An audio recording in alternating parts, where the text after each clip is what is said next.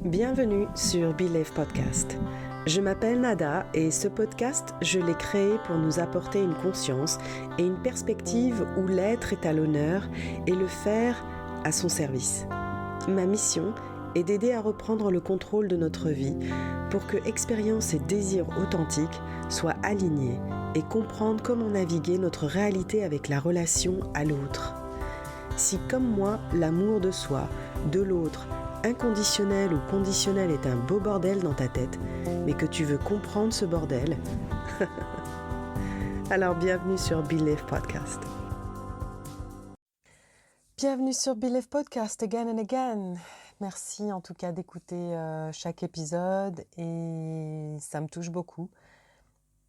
Et surtout, je me sens pleine de gratitude en fait, de savoir que ce que je viens déposer dans chaque épisode a de la valeur pour vous parce que je partage des moments assez intimes et tous les apprentissages ou les accès de clairvoyance que je peux recevoir, je me fais une joie de partager avec vous parce que je sais à quel point on peut se sentir coincé, on peut se sentir démuni, on peut se sentir seul, on peut se sentir désarmé et ne pas savoir comment articuler ce qu'on ressent ou ne pas savoir comment simplement mettre en mouvement ce qu'on aimerait mettre en mouvement ou obtenir une réponse ou une nouvelle perspective. Donc en tout cas, je te remercie d'écouter chaque épisode et j'espère que tu recevras toujours de la valeur de ce côté-là et surtout n'hésite pas à noter l'épisode et à le partager autour de toi.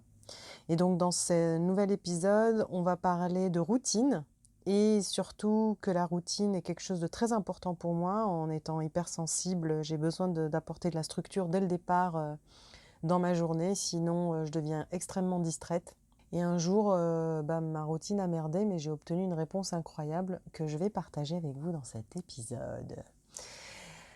Donc je vous situe un peu où je suis. Je suis en visite de famille, c'est-à-dire chez mon frère, où il y a mon neveu et ma nièce qui sont très jeunes, qui ont besoin encore, qui sont pas encore complètement autonomes. Et là, pendant ce séjour, j'ai été avec ma belle-sœur, moi et les enfants qui vont à l'école tous les jours, se lèvent tôt et tout. Voilà.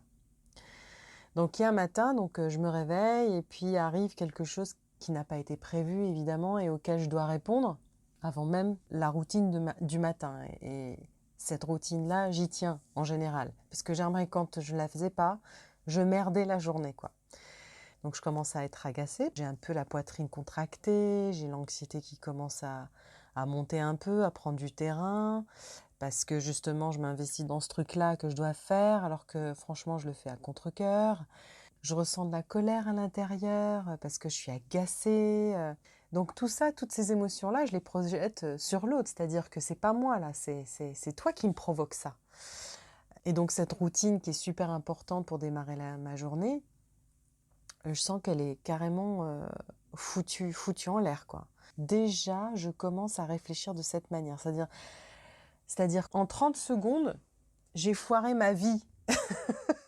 J'ai foiré ma journée.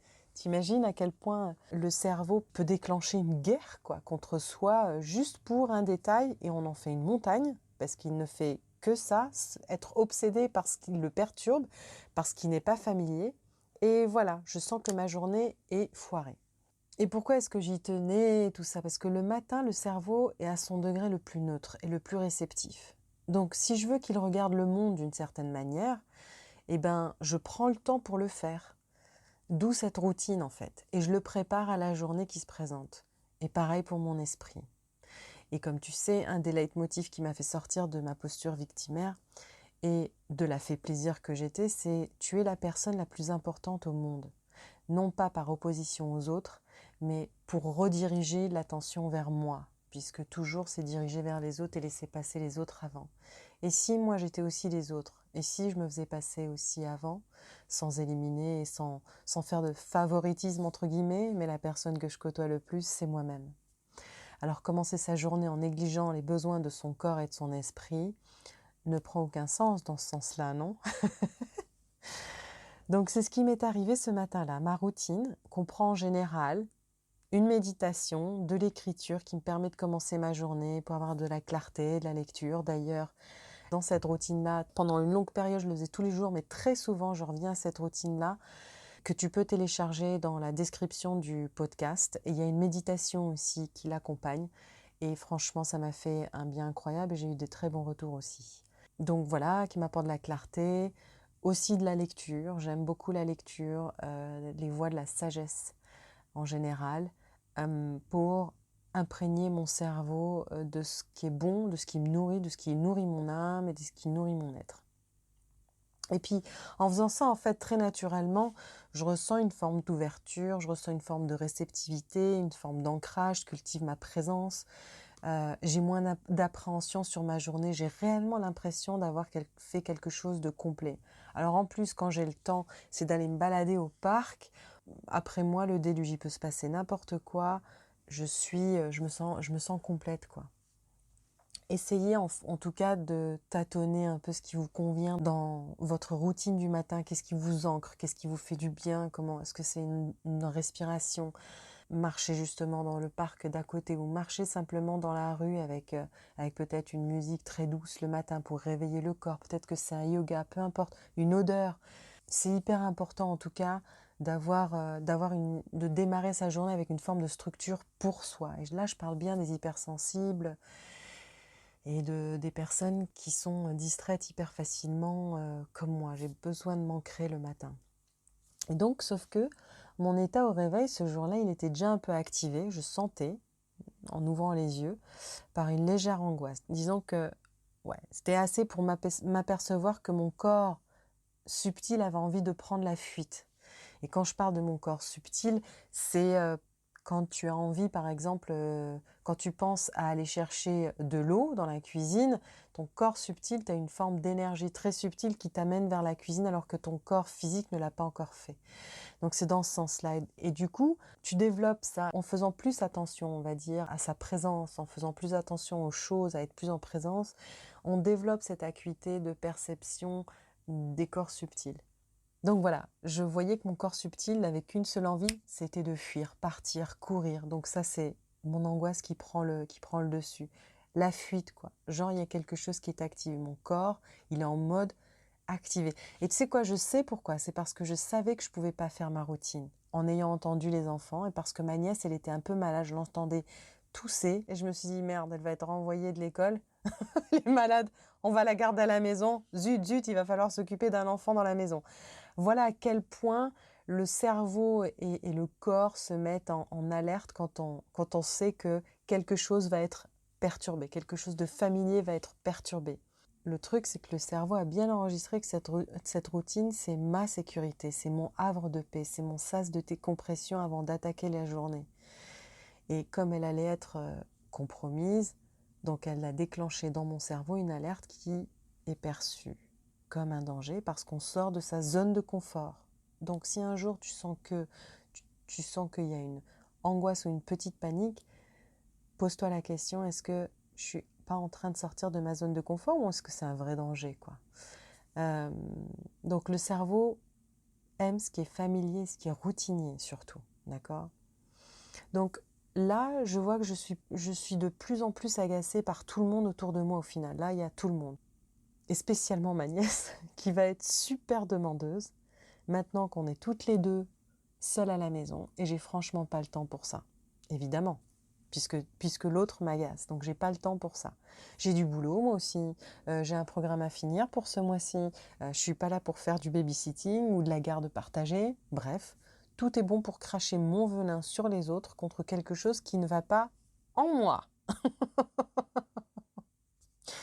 Mais je peux pas tourner mon dos à une enfant de 5 ans, c'est pas possible. Elle dépend de moi. Puis je l'aime de toutes les manières, mais elle dépend de moi.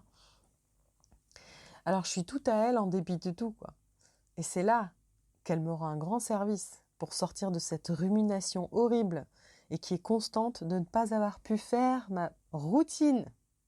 Ouais, ma routine. Voilà à quel point je suis pathétique et que je partage ce côté pathétique. Parce que je sais qu'après, il y a une leçon, et c'est surtout la leçon qui est importante. Mais je suis obligée de passer par le côté pathétique.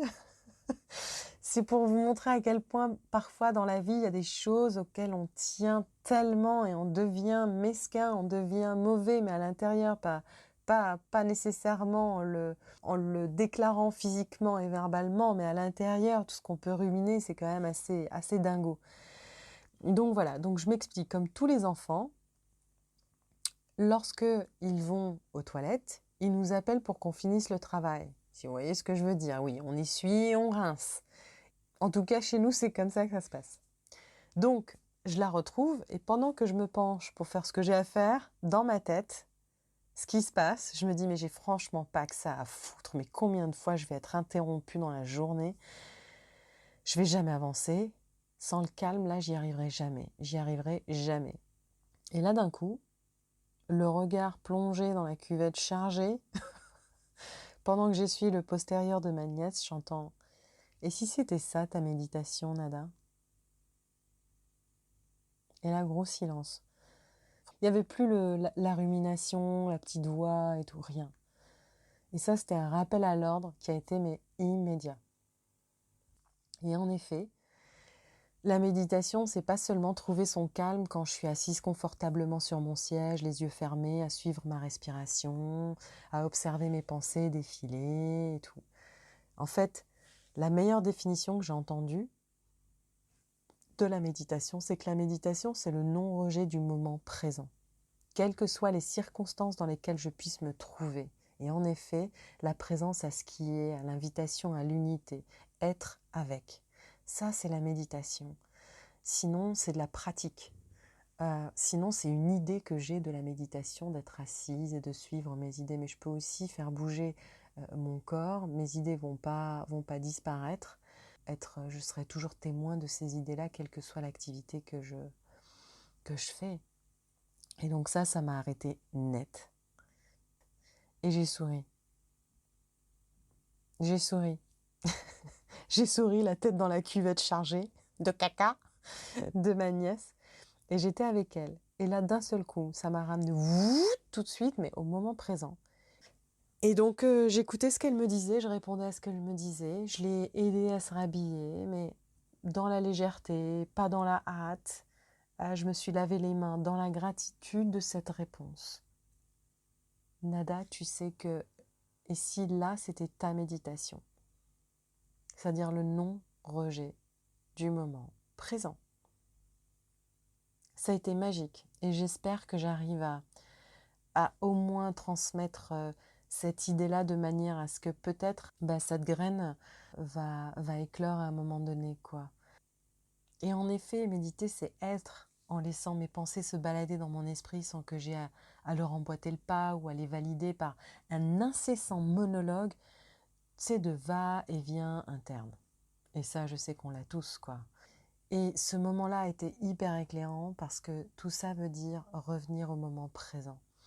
Alors, je pourrais le dire autrement. Tu n'es pas que tes émotions, tu n'es pas du tout même tes émotions, et en fait, tu es plus que tes émotions, tu es plus que tes pensées, tu es plus que tes sensations. Tu es consciente en fait de tout ça. Où que tu ailles, tu es là. En revanche, tes sensations et tes émotions, elles arrivent et elles repartent. Elles arrivent et elles repartent. Et tu peux faire l'essai aujourd'hui, dans les 5 minutes qui arrivent, si tu as été en colère vis-à-vis de quelqu'un, ça s'est certainement arrêté à un moment donné dans la journée. Donc ça passe, ça revient, ça passe. Mais toi, tu as toujours été là, à toutes les pensées, à tous les silences même. Tu as été présente à tout ça. Alors tu vas me dire, mais en quoi ça a un rapport avec la relation, les relations et l'amour, Nada? En fait, c'est hyper important parce que accueillir quelqu'un dans sa vie, c'est aussi accepter d'avoir sa routine dérangée ou ses habitudes bousculées par des événements impromptus. Donc, il faut s'attendre à ça.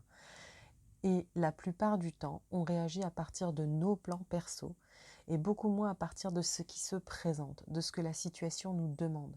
Ça ne veut pas dire que le plan à l'autre doit être prioritaire. Bon, évidemment, on ne parle pas d'un enfant, mais d'un adulte, doit être prioritaire. Non, je ne dis pas ça. Je dis simplement que la situation, cette fois-ci, elle est différente, donc peut-être remodeler sa routine, s'il le faut, sur le moment. Et donc ça demande une forme de flexibilité. Et sans notre flexibilité, on sera toujours en train de fighter. On sera toujours en lutte pour avoir soit le dernier mot, soit avoir raison. Et en général, le résultat est au mieux stérile, au pire, il est tendu. Et donc cette flexibilité, elle se travaille en cultivant sa présence, en arrêtant de s'identifier à ses émotions, en comprenant que l'on est plus que nos émotions, que le changement est inévitable. Il suffit de regarder la nature, et nous, on fait partie de cette nature, donc on change. Il suffit de regarder la modification de notre corps physique. De tout change. Donc, on a intérêt, en tout cas, à être flexible. Et être flexible, ça veut dire éduquer son cerveau et son système nerveux à accueillir les différents états. Et pour accueillir au mieux nos différents états, accepter le moment présent. Qu'à partir de là, c'est l'ouverture du cœur qui est invitée. C'est-à-dire recevoir de l'inspiration. C'est-à-dire avoir des accès de lucidité que le mental ne peut pas faire, ne peut pas créer. Le mental, il ne connaît que ce qu'il connaît. Et basta. Donc par exemple, la petite histoire de cet épisode, que j'ai pas pu la fabriquer, mais j'ai reçu la leçon à partir de ma frustration. Et j'ai fini par la partager avec vous pour mettre en lumière un des points les plus fondamentaux de notre bien-être et garder en esprit un esprit ouvert pour créer des relations saines. Voilà l'objectif de cette histoire. Et ici, c'est vivre dans mon bien-être, c'est d'accepter ce que je voulais que la situation soit, était juste de l'ordre de mon idéal, de mes pensées. Parce que rien ne peut battre la réalité d'une situation telle qu'elle est là maintenant, de ce qui est. Donc le non-rejet du moment présent. En revenant à la situation telle qu'elle était, dans la réalité, je suis tout de suite rentrée en communication avec ma nièce sur un autre niveau. Donc, il y avait plus d'interactivité, je n'étais pas expéditive ou dans la hâte, et j'étais ouverte à la communication. J'étais dans un état d'ouverture, d'écoute. Et pour une relation saine, c'est ce qu'il nous faut.